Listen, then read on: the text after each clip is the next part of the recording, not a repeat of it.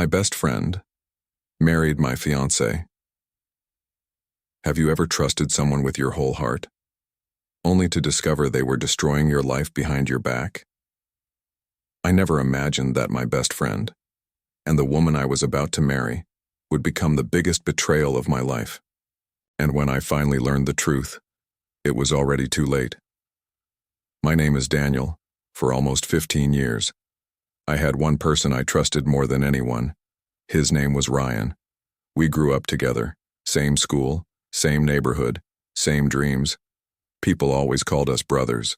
Even our parents believed we would stay friends forever. When I met Emma, everything became even better. She was kind, beautiful, funny. She made me believe in love again. Ryan seemed happy for me. He joked that I had finally found someone who could handle my terrible cooking. We all laughed. The three of us spent weekends together, movie nights, road trips, birthday parties. Looking back now, I wonder if everything was already fake. 2 years later, I asked Emma to marry me. She cried. She hugged me tightly. She said yes. It felt like the happiest day of my life. Ryan was the first person I called.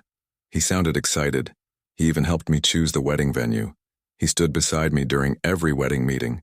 He acted like the perfect best friend. Or at least, that's what I believed. A few months before the wedding, something changed. Emma started acting differently. She smiled less. She answered my messages hours later. Sometimes she would leave the room whenever her phone rang. I asked if everything was okay. She always smiled. I'm just stressed about the wedding. It sounded reasonable, so I trusted her. One evening, Ryan suddenly canceled our weekly dinner. He said he was busy at work. No problem. But later that night, I saw his car parked outside a small restaurant. I almost walked inside to surprise him. Then, I saw Emma sitting across from him. They were laughing, holding hands. My heart stopped. I stood frozen outside the window. Maybe I misunderstood. Maybe they were discussing a surprise for me. I wanted to believe that. So I left without saying anything. For days, I kept convincing myself I was wrong, until strange things kept happening. Ryan always knew where Emma was. Emma knew Ryan's schedule better than I did. Whenever I entered the room, they suddenly became quiet. Every warning sign was there, but love makes people blind. 1 week later, I found Emma's phone on the kitchen table. It buzzed. A message appeared on the screen. I miss you already. No name, just a red heart. My hands started shaking. I shouldn't have looked, but I did. Their conversation changed my life forever. Hundreds of messages, secret dates, hidden meetings, late-night hotel visits, and one sentence I will never forget. I can't wait until Daniel finds out after the wedding. After the wedding. My world collapsed. They had planned everything. Emma wanted my house, my savings, everything I had worked for. Ryan knew the entire plan. He wasn't protecting me, he was helping her. I couldn't breathe. I felt sick, but instead of exploding, I stayed calm. I quietly placed the phone back. Then, I made a decision. I would not cancel the wedding, not yet. The wedding day arrived. Everyone smiled. Music played. Friends and family filled the hall. Emma looked beautiful in her white dress. Ryan stood beside me as my best man. The two people who betrayed me, pretended to love me. The ceremony began. The minister asked if anyone objected. No one spoke. Then it was my turn to say my vows. I looked directly at Emma, then at Ryan. I smiled. I have something special before we continue. The guests looked confused. A large screen behind us turned on. Emma's smile disappeared. Ryan stepped backward. Because the screen wasn't showing wedding photos. It was showing screenshots, every message, every secret photo, every plan, every lie. The room became completely silent. People stared at the screen. Then they stared at Emma. Then at Ryan. Emma's face turned white. Ryan looked like he couldn't breathe. Emma rushed toward the screen. "Turn it off," she screamed. But it was too late. Everyone had already seen everything. Her parents began crying. Ryan's father walked out without saying a word.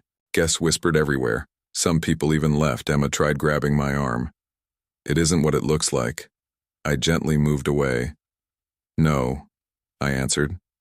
It's exactly what it looks like. Ryan finally spoke. I'm sorry.